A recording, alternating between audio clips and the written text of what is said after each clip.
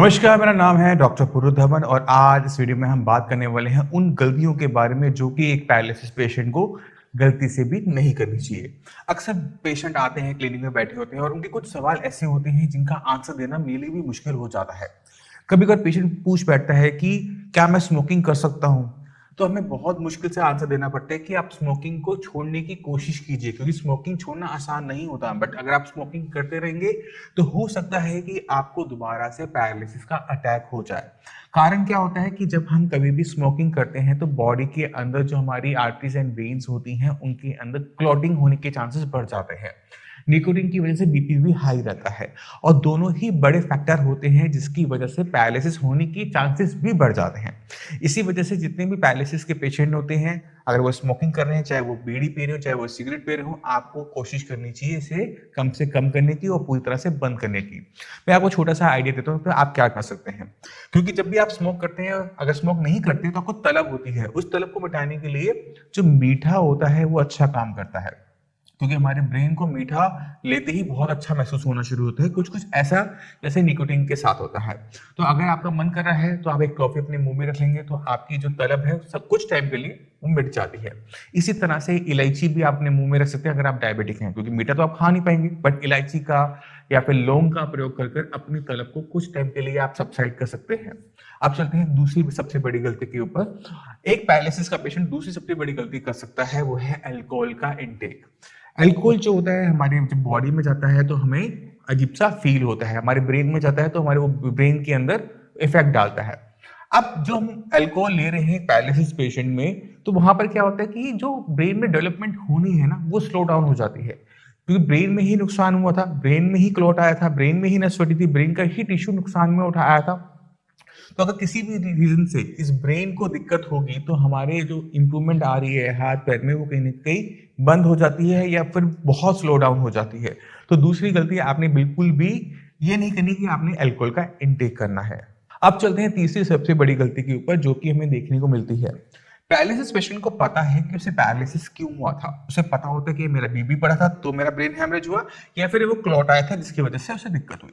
अगर आपको बीपी की दिक्कत है, आप बीपी की मेडिसिन नहीं ले रहे, बीपी आपका हाई बना हुआ है, या मेडिसिन लेने के बावजूद भी वो कंट्रोल में नहीं आ रहा और आप उसे इग्नोर कर रहे हैं, चेक नहीं कर रहे, तो ये तीसरी सबसे बड़ी गलती आप लोगों के लिए साबित हो सकती है। क्योंकि अगर बीपी दोबारा से बढ़ता है तो दोबारा से पैरालिसिस का अटैक आने की पूरी पूरी चांसेस होती हैं। मौका एक बार मिलता है सुधरने का, अगर आप उस पर ना सुधरे तो कोई भी डॉक्टर आपकी मदद नहीं कर सकता। तो आप अगर ब्रेन हैमरेज के पेशेंट हैं, आज अपना बीपी चेक कीजिए, मेडिसिन लेने के बाद चेक कीजिए, दिन में कई बार चेक कीजिए। अगर आपको लगता है कि आपकी रीडिंग हाई आ रही है तो आपको अपनी मेडिसिन को बदलने की जरूरत है। इसी तरह से अगर आपको दिक्कत कोलेस्ट्रॉल की वजह से हुई है, शुगर के पेशेंट हैं आप, तो अपना कोलेस्ट्रॉल का शुगर का टेस्ट बार बार करवाइए जिससे कंफर्म किया जा सके कि आपकी जो कोलेस्ट्रॉल लेवल्स हैं आपके शुगर लेवल से कंट्रोल है, क्योंकि कोलेस्ट्रॉल और शुगर ही क्लॉटिंग फैक्टर सबसे बड़ा माने जाते हैं।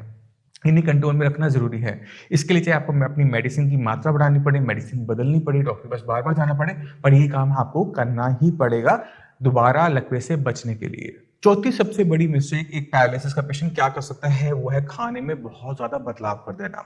अक्सर पेशेंट आते हैं बहुत कमजोर हो चुके होते हैं, कई कई किलो अपना वजन गिरा रहे होते हैं, उनसे पूछो कि आप क्या खा रहे हो, तो कहते हैं कि हम अपने पेशेंट को घिया तोरी टिंडा देते हैं और कोई सब्जी देते नहीं है, हम उन्हें कोई दालें देते नहीं है, फिर भी ये ठीक नहीं हो रहे। तो आपको समझना पड़ेगा कि अगर आप अपनी बॉडी को देखो तो अपनी बॉडी में अगर सही खाना डालोगे तभी तो ब्रेन में इंप्रूवमेंट आएगी।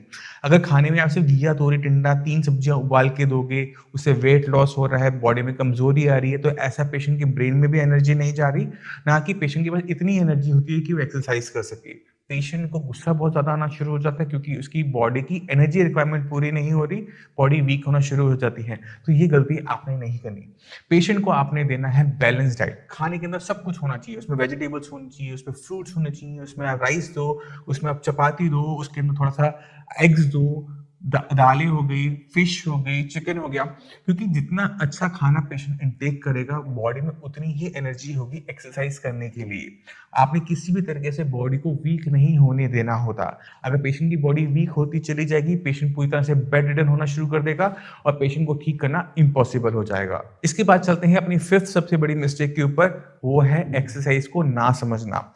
अगर आप पैरालिसिस के पेशेंट हैं, आप देख रहे हैं कि आपके पैर में मूवमेंट नहीं है और आप पैर में मूवमेंट लेकर आना चाहते हैं, तो अक्सर पेशेंट को देखा जाता है कि पेशेंट के घर में जो फिजियोथेरेपिस्ट आ रहा है, वो जो एक्सरसाइज करवाता है, पेशेंट बस उतनी ही एक्सरसाइज करता है, अपनी तरफ से एफर्ट नहीं डालता। एक फिजियोथेरेपिस्ट पेशेंट को लिटाकर बिठा के एक्सरसाइज करवाता है, बहुत कम वो चला पाते हैं क्योंकि उनके पास टाइम बाउंड काम होता है। आपको 45 मिनट दिए, 1 घंटा दिया, फिर अगले पेशेंट को देना है, तो वो अपने शेड्यूल में बंधे हुए होते हैं। मगर आप लोग क्या गलती करते हैं कि उनके जाने के बाद कोई एक्सरसाइज नहीं करते, या तो बेड पे बैठे रहेंगे या फिर आप लेटे रहेंगे। आपने ये गलती नहीं करनी है। आपने गलती कैसे खत्म करनी है? उन्होंने जो एक्सरसाइज करवाई थी वो मसल्स को खोलने के लिए करवाई थी। आपने अपने ब्रेन को ट्रेन करना है दोबारा से चलने के लिए। तो जितना आप चलने की कोशिश करोगे उतनी जल्दी ही उतनी अच्छी आपके पैर के अंदर इंप्रूवमेंट आएगी। तो फिजियोथेरेपिस्ट गया, मतलब अब पेन खत्म, अब हमने अपने हिसाब से एक्सरसाइज करनी है। और मैं इस चैनल पे इतनी वीडियोस बना चुका हूं कि अगर आप चलना चाहते हो तो सिर्फ चलो। आप बस अपने पैर को सही से रखने की कोशिश करो। जब आप चलते हो तो देखो कि आपका पैर किस तरह से पड़ रहा है। क्या वो तिरछा पड़ रहा है, टेढ़ा पड़ रहा है? क्या आप अपने पैर के पंजे को पहले लगा रहे हो? और उसको ठीक करने की कोशिश करो कि आपका पैर सही तरीके से जाए। तो हमेशा मैं बोलता हूँ कि पैर ठीक करना है तो टिप टू टो वॉक करेंगे, यानी एक पैर रखेंगे तो पहले अपना एड़ी लगाएंगे, फिर पंजा, फिर एड़ी, फिर पंजा, और एक तरह से लाइन में चलने की कोशिश करेंगे, जैसे हम कैट वॉक भी कह सकते हैं। तो मैं इस वीडियो के एंड में आपको उस वीडियो का लिंक दे दूंगा, उस पर जाकर आप इसको सही तरीके से समझ सकते हैं। इसी तरह से हाथ की बात भी होती है कि हमें अगर अपने आर्म में इंप्रूवमेंट लेकर आनी है तो हमें समझना पड़ता है कि हमें दिक्कत कहाँ महसूस हो रही है। अपने बड़े जॉइंट से स्टार्ट करो कि ये घूम रहा है कि नहीं घूम रहा। अगर इसे घूमने में दिक्कत हो रही है तो हम शोल्डर व्हील का यूज करेंगे। एल्बो जो होता है ये हिंज जॉइंट होता है, इसकी मूवमेंट सिर्फ इतनी ही होती है, तो ये मूवमेंट हो रही है नहीं हो रही है चेक करेंगे। अगर नहीं हो रही तो अपने हाथ की ये मूवमेंट करवाने की कोशिश करेंगे। अगर ये नहीं हो पा रही तो दूसरे हाथ से असिस्ट करेंगे। तो इस तरह से मैंने पूरा कंप्लीट बता रखा है। सारी वीडियोस को देखो, समझो और उस पर काम करना शुरू करो। तो मैं उम्मीद करता हूं इस वीडियो से आप समझ के वो 5 बड़ी गलती जो कि मैं अपनी प्रैक्टिस में देखता हूं कि पेशेंट कर रहे हैं, और मैं आप सभी से चाहता हूं कि आप ये गलतियां ना दोहराएं और ना ही ऐसे कोई क्वेश्चंस लेके मेरे पास है जिनका आंसर करना हमारे लिए भी मुश्किल हो। तो आपने इन चीजों का ध्यान रखना है, खाने पीने का ध्यान रखना है, एक्सरसाइज प्रॉपर तरीके से करनी है, बीपी शुगर टेस्ट करते रहना है कि आपको ये दिक्कत दोबारा ना हो। फिर भी माइंड में कोई भी डाउट हो, कुछ भी पूछना चाहते हैं, डॉक्टर्स अवेलेबल हैं, उनसे बात करो, उनसे पूछो, वो आपकी पूरी हेल्प करेंगे।